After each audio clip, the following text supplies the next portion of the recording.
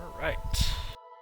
Hello everyone, my name is Odin, and we are here with Creeper World 1 Anniversary Edition. So we're continuing along with the Creeper World series, but we're starting from the beginning now. So of course, I've already played through this game, and well, it's not really fun to clear out the cache, but I will still go linearly across here. Anyways, let's begin with the first mission, Hope.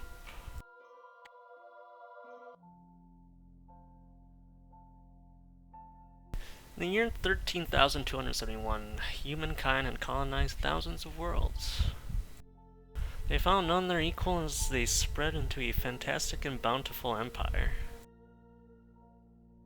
At the height of their greatness, they walked amongst the stars as though they were gods.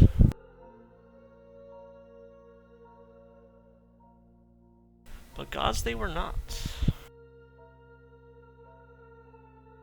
It fell from the sky without purpose or reason. 50 worlds fell on the first day, 500 billion lives were lost. World after world fell as man was routed from existence. Nothing could stop what could come to be called, or what would become to be called the Creeper. And while nothing it could not be reasoned with. It seemed as though its only purpose was to undo all that man had done.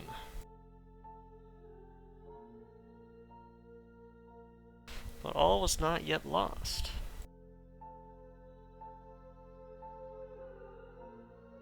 The last survivors of humanity have gathered at a world called Hope. Assembled by the visions of a crazed old man, the last of humankind marks its final hours. A great city has been built to house the 50,000 that survive. We'll journey from world to world, never staying longer than it must. Guided by the path set by the old man, humanity's final journey has begun.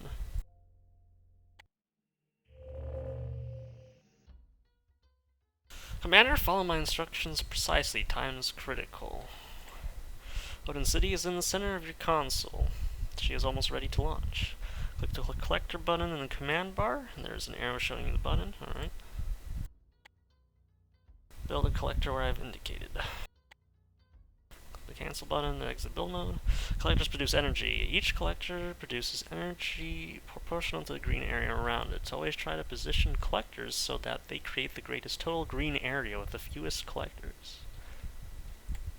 Structures must be connected to Odin City to be operational. The collector you just built not only produces energy, it also connects a group of existing collectors to Odin City. There are also some unfinished collectors to the east of Odin City. Since they are now connected to the city, they can be finished. Odin City will produce and deliver construction packets to these collectors. Reports indicate that we have only minutes before the first wave of Creeper arrives. We must act fast. Build a relay where I have indicated. I'm gonna wait a little. We're pretty much gonna be waiting anyway. Oops. Relays create long-range connections, but only with other relays. They can be useful for spanning valleys or creating more direct paths in your base. Once the relays are complete, the 3 newly connected blasters will start to charge. These blasters were built earlier, but have not yet fully armed. Let's wait for the blasters to charge. There's one additional blaster to the northeast of Odin City. Click it now. Now click where I've indicated to move the blaster. A key strategy for defending against the Creeper is to move and position your weapons wisely. The Creeper has arrived. This is it, Commander. Our blasters should hold off the Creeper just long enough for us to open the rift and get Odin City out of danger. We need to power 3 rift totems in order to activate the rifts. These 3 totems are in the upper right hand corner of the map. Click Odin City and fly to the location I'll indicate. Once there, Odin City will supply rift packets to the totems. Once all 3 totems are charged, the totems will activate the rift.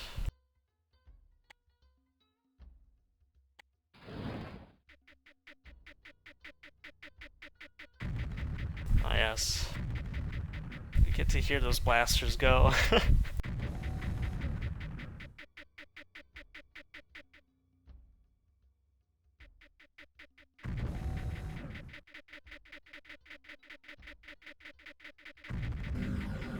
Rift active.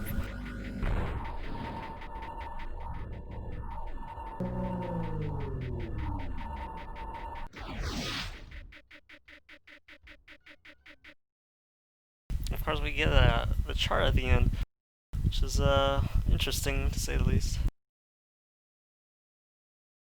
Yeah, so it goes over energy collected, used, creeper's coverage at all times, and the creeper killed, but of course the coverage is sort of just following the red line. So the red line is overtaking that. You can also toggle these off so you can see it better. Let's continue. Yeah. Taurus.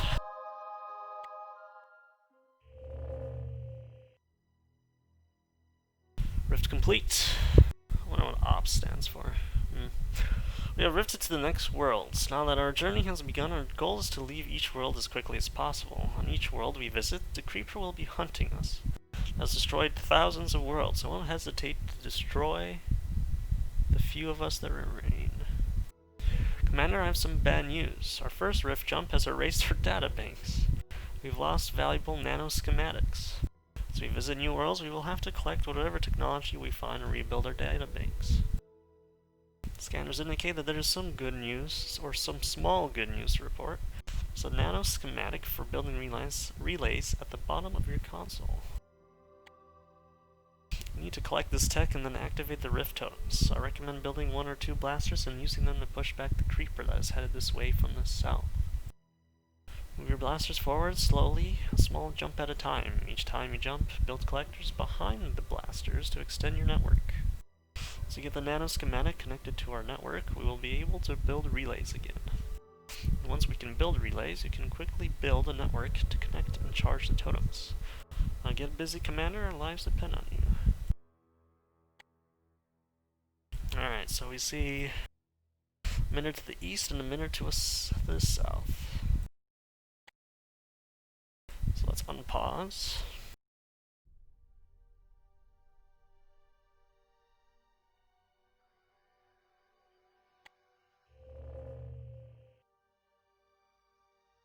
It's not even picking up the music now. Okay.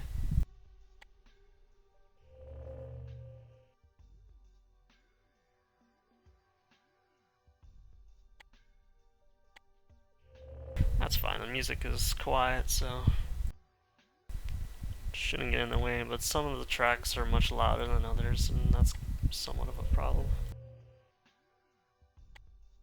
So I can't really easily change the volume.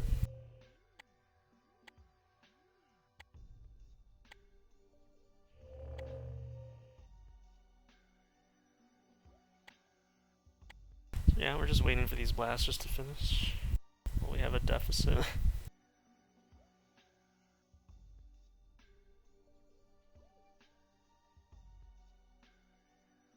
It's not like the creeper emitters are going to be much of a threat early on.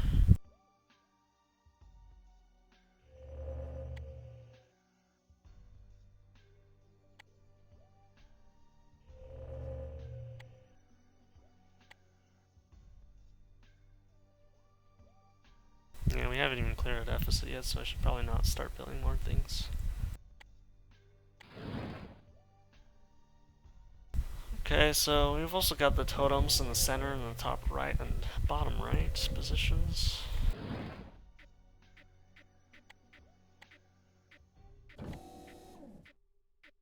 No, that's not.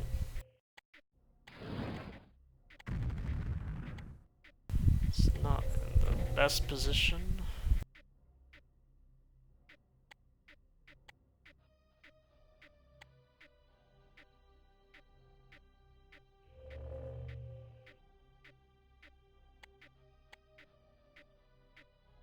So of course the collectors take 10 energy to build. Yes. Collectors take 10 energy to build, the blasters take 25. So it can take a while for things to build in this version of the game.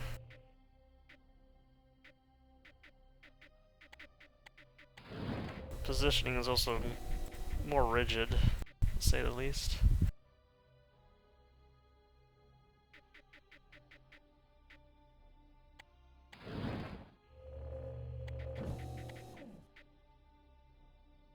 Trying at that relay tech. Of course, I'm sure from that relay we can connect the totems.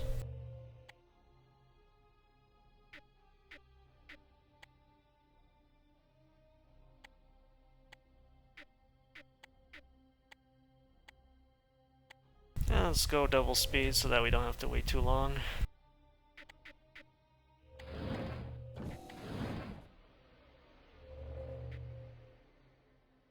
Send a blaster there just so the creeper can get reduced.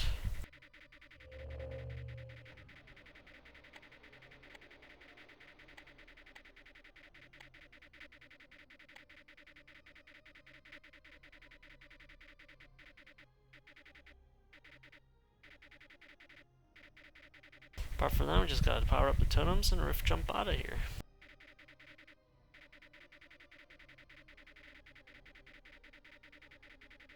So yeah, we're gonna have to be capping emitters like this with the blasters. We go our merry way to the next planet.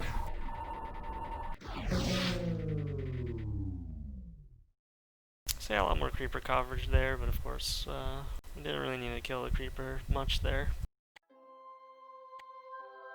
Fitch.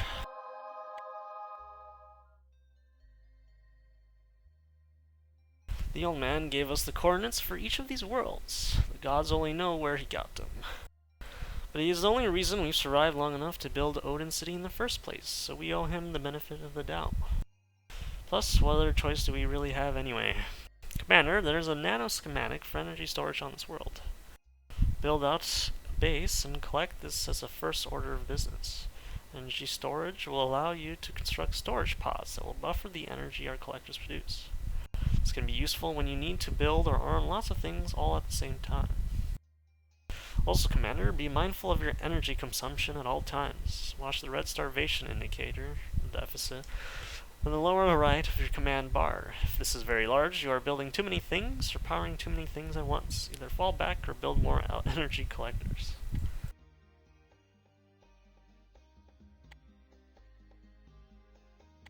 Sure thing.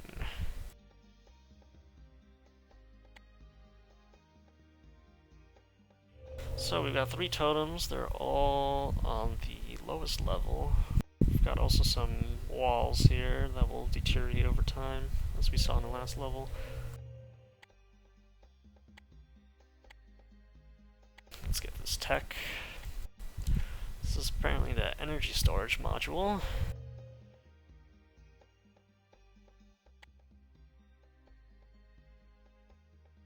Let's try to use this high ground to our advantage.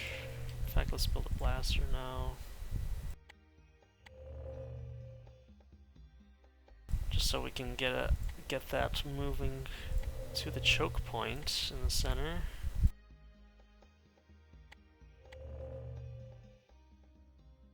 We are running some deficit now, that's fine. It's not too large. So energy storage tech is now available. I'm probably not going to use those that much, but they're nice to have in case you do a lot of building at the same time as the OPS said, or OPS said.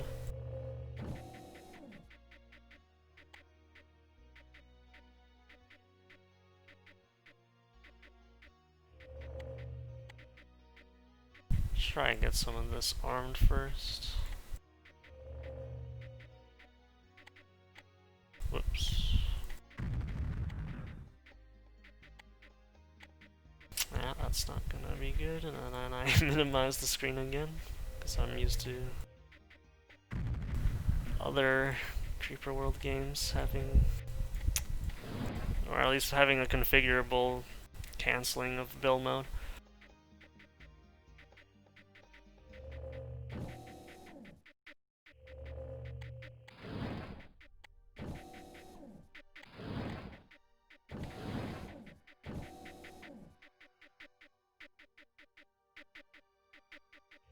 Should be good to go. Let's go double speed just to power up these totems faster.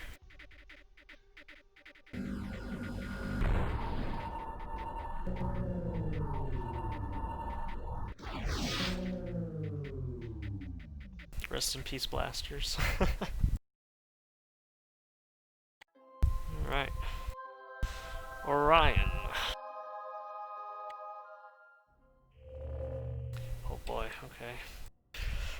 Ops. Excellent job on that last world, Commander. You outperformed any of the simulator's predictions. You seem to have a natural talent for command. We might just have a chance with you at the helm. Scanners show a high priority target in the lower right of the map. There's a nano-schematic for a major weapon system there.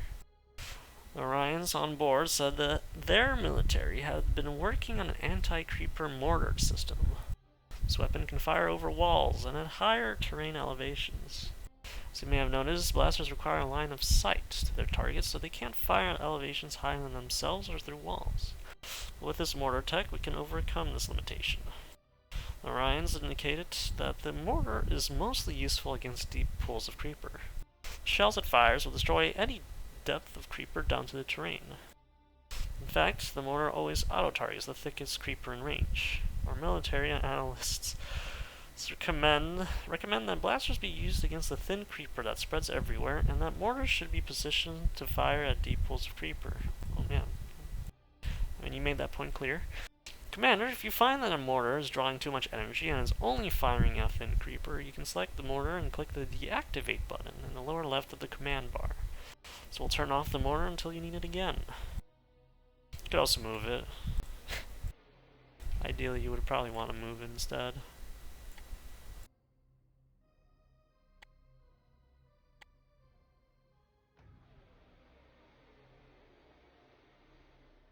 So, as they said, we have a perfect situation here where most of the creepers going to be flooding into the ravine, so to speak.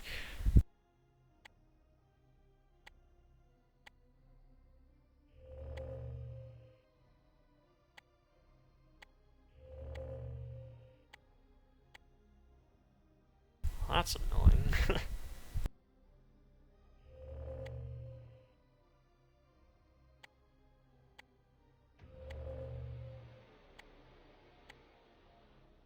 So we want to make linear building paths so that we don't run into a deficit too early on. Mortar tech is now available.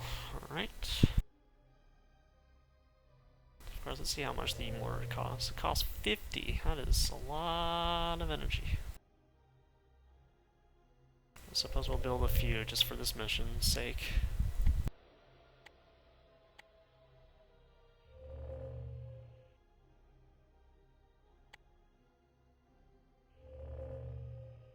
Apart from that, the miners are mainly weaker on this version of the game, but it does step it up a notch later on.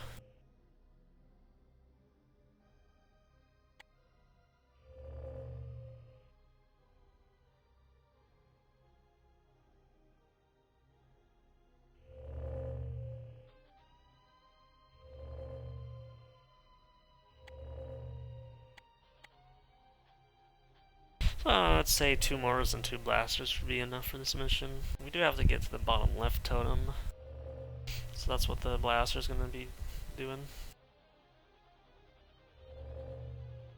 Of course, we're running a deficit because now it's trying to arm the mortars.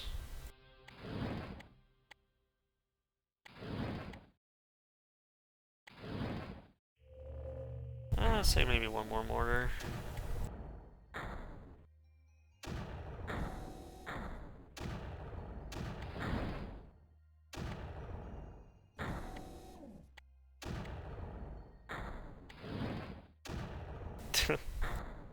The mortar is even louder, apparently. I mean, it makes its presence known.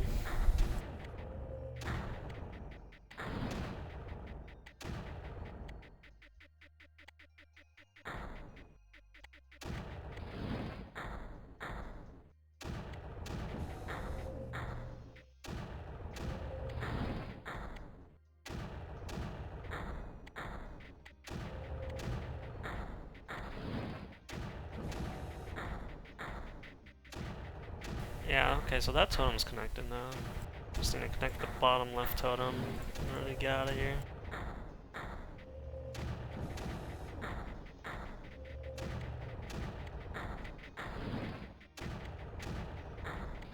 I need to build some relays now.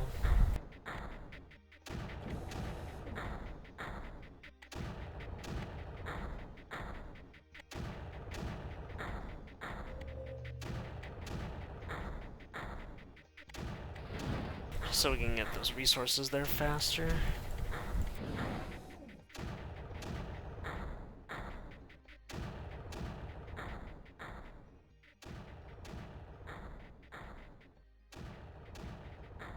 So yeah, just gonna turn down the volume there a little.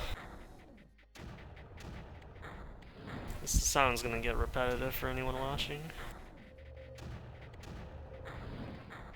Because we're gonna be using mortars a lot.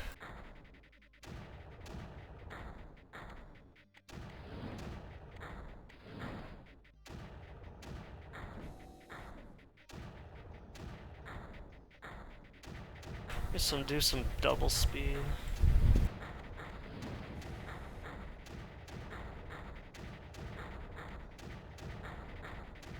We'll also probably just move Odin. Yeah.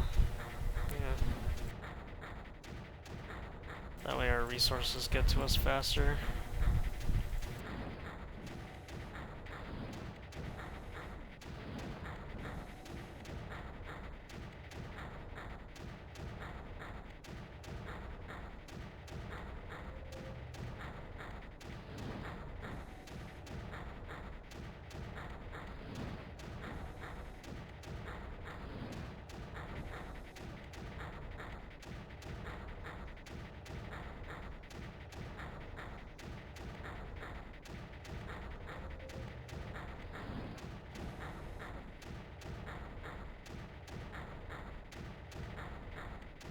Might not hold, we'll see.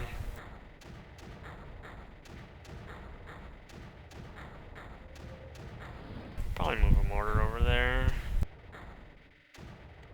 One thing, yeah, I'll barely be in reach.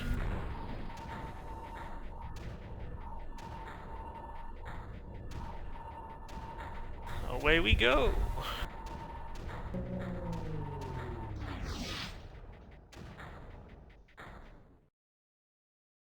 So yeah, that was a huge spike of creeper kill once we got those mortars in position. And let's continue on.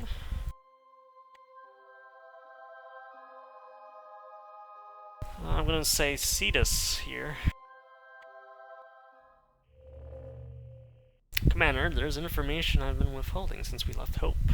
The data banks were lost. We also lost the coordinates for most of the worlds the old man left us. We can go anywhere, yet we have no knowledge of where to go. All worlds are lost and covered in creeper, but the path given to us by the old man must have had some reason and meaning. But now we may never know. I know I should not have withheld this information, but I just didn't know how to tell you. Commander, this world is the last world we have the coordinates for. Even if you activate the rift totems, I don't know what coordinates to enter. At best, I'll be able to pick up a random world. Commander, there appears to be some sort of artifact in the middle of the map. We aren't sure. Scanners can't determine what it is. It is probably nothing, but you might want to check it out. Yeah, it's definitely unknown, yeah.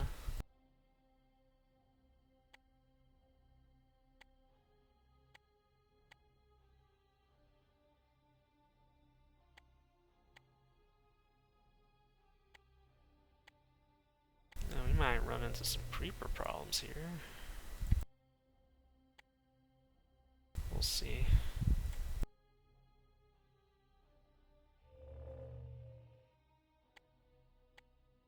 We'll see how long that wall lasts for us.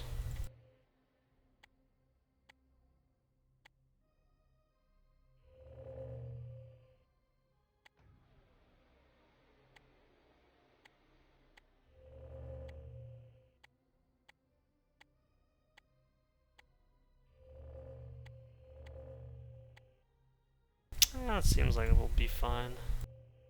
However, I think the more creeper there is, the more degradation is going to occur.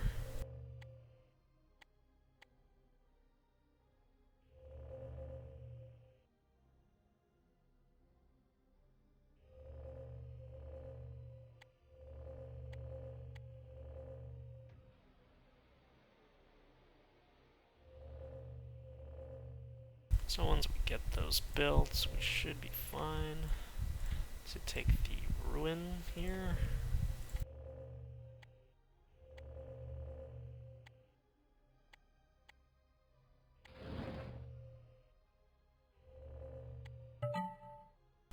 Okay. Our scientists have analyzed the artifact. The results were at first puzzling. This artifact should definitely not be on this world. It contains writing not used by Cetusians. Analysis computers have concluded that the artifact encodes the coordinates of 5 known worlds. What is special about these worlds, the artifact doesn't say. Pick the first of the coordinates and program them into the totems. Since we don't have any other place to go, we might as well find out what is special about these worlds. One more thing, Commander. The dating computer has determined that the artifact is 11,261 years old. Whatever it is, the coordinates were carved into it in the year 2010.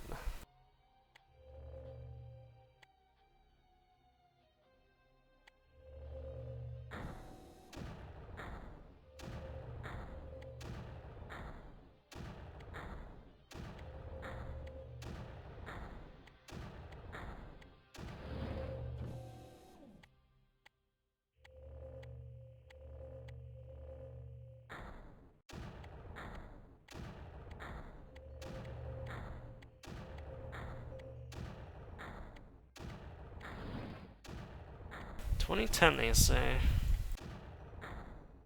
Well, this might be Earth, who knows. Everything looks barren, so it'll be hard to tell.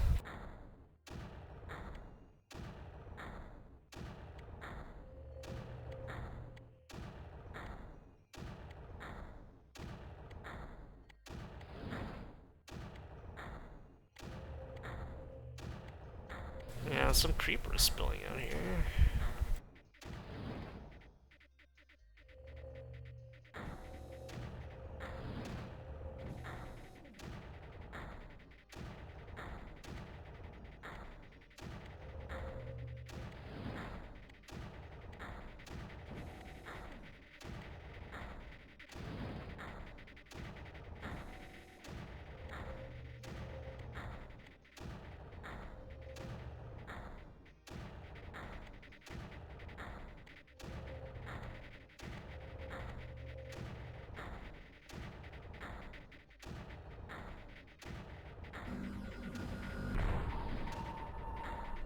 And that's it for the red star system.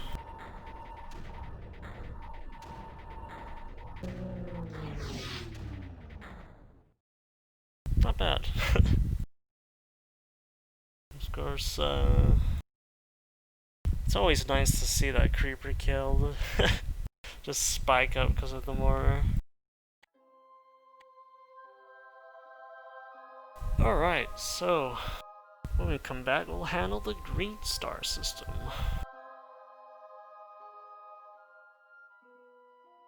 As always, I hope you enjoyed watching. Have a great day or night wherever you are. I'll see you in the next part. Bye!